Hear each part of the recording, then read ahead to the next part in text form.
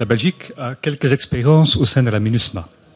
Donc, tout d'abord, on a eu le déploiement de 2 hélicoptères au sein de l'unité d'hélicoptères dirigée par l'Allemagne, où on a déployé 2 hélicoptères du 5 février jusqu'au 6 juillet de cette année.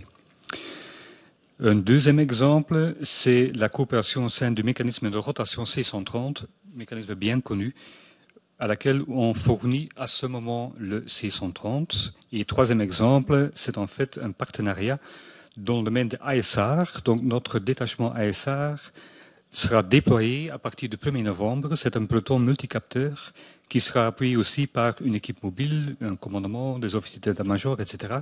et qui sera donc intégré dans la Task Force ASR allemande à Gao. Je vais vous décrire les principales leçons qu'on a fait sur base de notre déploiement des hélicoptères. Mais bien sûr, en fait, je crois que toutes ces leçons sont valables dans les différents domaines. Dans 4 domaines, la doctrine, je crois que c'est clair, ça a été déjà dit aujourd'hui, si on veut opérer ensemble avec un autre pays dans un partenariat, ça nécessite l'utilisation des mêmes techniques, tactiques et procédures. Pendant la préparation de nos 2 pays, c'est-à-dire l'Allemagne et la Belgique, pour le déploiement des hélicoptères, on a fait des différents exercices dans lesquels on a donc partagé nos procédures nationales afin d'effectuer la mise en œuvre d'une procédure commune. Mais néanmoins, en tenu compte en fait de la situation spécifique au Mali, la courte période aussi de la préparation et la coopération avec d'autres partenaires au Mali, notamment Barkhane, G5 Sahel, etc., ces procédures ont été encore adaptées au cours de la mission. Deuxième domaine, entraînement.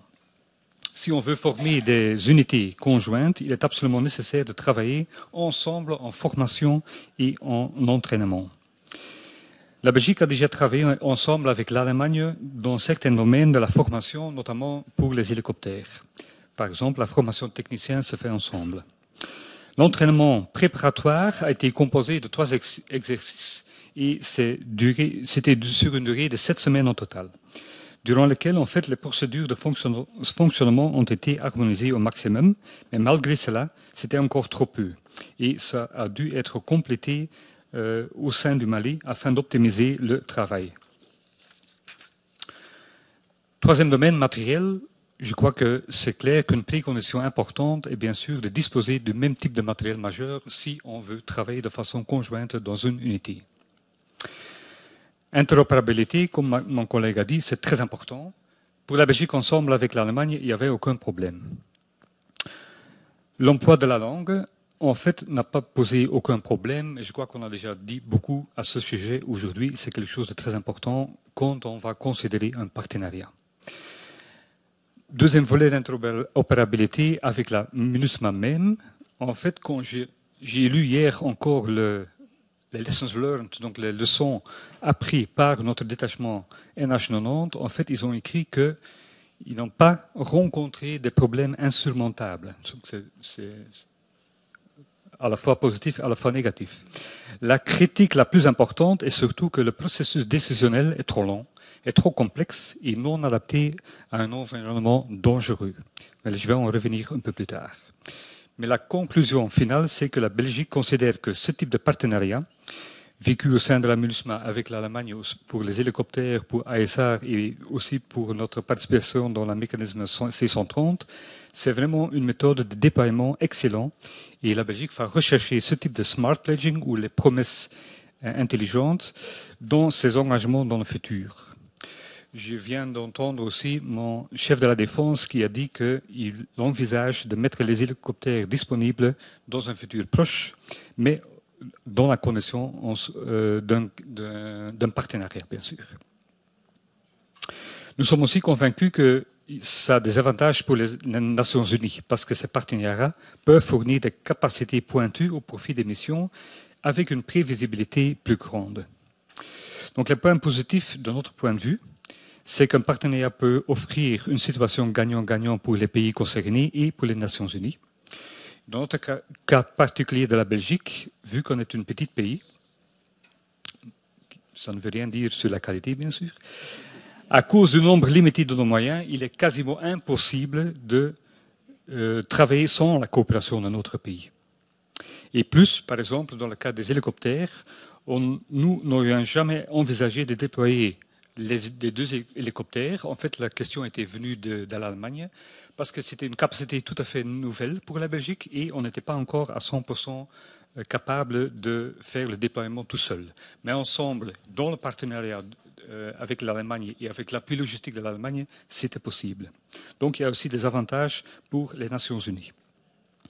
Le point le plus positif est, selon moi, l'aspect génération de force qui a été très rapide dans ce cas. La préparation administrative et l'entraînement préparatoire ont pu être réalisés très rapidement, surtout sur base d'une coordination bilatérale entre nos deux pays. Aussi, administrativement, on a pu être intégré dans le MOU, donc le mémorandum d'entente existant déjà entre les Nations Unies et l'Allemagne. Donc, ce n'était pas nécessaire de négocier un nouveau MOU, un mémorandum d'entente, ce qui a fait gagner, bien sûr, beaucoup de temps et beaucoup d'énergie pour le pays et le secrétariat même, bien sûr.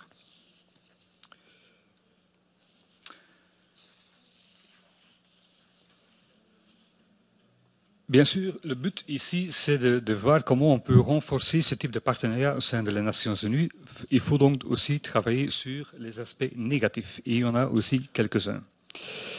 Mais pour moi, ça revient surtout au même problème, c'est-à-dire, et ça a déjà été dit plusieurs fois aussi aujourd'hui, les procédures, les processus onusiens sont lents et pas nécessairement adaptés aux environnements opérationnels du type MINUSMA. Je crois que simplifier les procédures et les processus décisionnels, c'est tout d'abord une nécessité opérationnelle et certainement dans des circonstances de haute intensité, caractéristiquement pour la MINUSMA. Les délais dans les processus décisionnels au niveau d'une évacuation médicale, par exemple, sont bien connus. On en discute beaucoup ici à New York dans le cadre de C34 et c'est aussi quelque chose qu'on peut lire dans le rapport de fin de mission du Force Commander belge qui vient de quitter la MINUSMA. Mais de toute façon, c'est quelque chose qui n'est pas acceptable. Le détachement NH90 sont retournés en Belgique sous l'impression qu'ils ont volé trop peu. C'est quand même assez bizarre et ils sont convaincus que les dirigeants onusiens estiment qu'il est trop cher d'utiliser des NH90 et que c'est plus bon marché en fait d'utiliser la flotte blanche de l'ONU basée sur Mi-8 par exemple. Quand on regarde les chiffres, ça va un peu plus loin qu'une impression parce qu'on a pu constater que 40% de nos missions qu'on a volées au sein de la MINUSMA étaient dans le domaine d'entraînement opérationnel et non dans le domaine d'engagement opérationnel. Par exemple, des missions sorties MEDEVAC, évacuation médicale. Pendant les 4 mois qu'ils ont été opérationnels, ils ont volé une seule sortie d'évacuation médicale. Bien sûr, ce n'est pas vraiment motivant pour le personnel, mais il y a aussi un risque, je crois, de considération négative des décideurs nationaux concernant une demande éventuelle de déploiement futur de ce type de matériel. Un autre exemple, mais encore plus important, dans le domaine de génération de force, le fait que les détachements belgo-allemands rentrent dans le théâtre des opérations avec des forces composées. Selon nos doctrines, on met en œuvre une organisation modulaire qui ne correspond pas nécessairement avec les SUR, Status of Force Requirements, je ne trouve pas directement la traduction en français, onusienne. Dans beaucoup de cas, on va voir qu'on va dépasser le fameux force ceiling. Et afin de contourner cette problématique, une importante partie de nos troupes belges à la monde, ils sont en fait engagés comme des éléments nationaux. Donc, pas comme des casques bleus, avec toutes les conséquences non souhaitables, bien sûr. En fait, la conclusion, ça est donc que les processus, les procédures, et surtout celles de la génération des forces, devraient devenir beaucoup plus courtes, devraient être organisées de façon beaucoup plus flexible en fonction des besoins, et pas uniquement en fonction du budget, si on veut promouvoir de tels partenariats opérationnels dans le futur. Merci beaucoup.